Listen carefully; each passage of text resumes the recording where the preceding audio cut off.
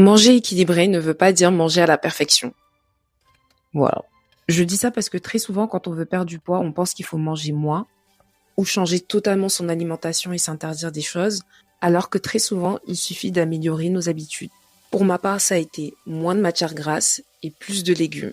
L'idée n'est pas de se priver de ce qui nous fait plaisir, bien au contraire, c'est vraiment de simplifier très souvent comment on cuisine, parce que pour ma part, c'était souvent très gras avant, et là, comme vous voyez, j'utilisais très peu de matières grasses, mais j'ai quand même de l'huile qui remonte. Beaucoup d'aliments qu'on utilise dans notre cuisine actuelle sont déjà gras, comme la pâte de curry par exemple. Donc là, on simplifie en fait. À ça, on va venir compléter avec des légumes qui nous apportent surtout des fibres, des vitamines, et dans l'idée, ça cale.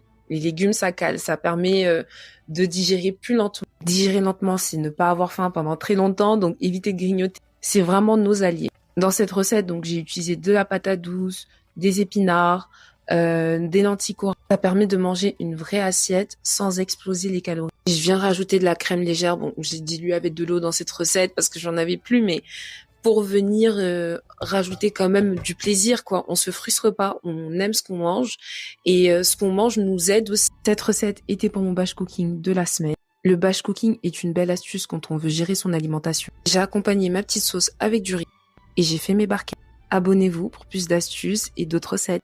On reste motivé.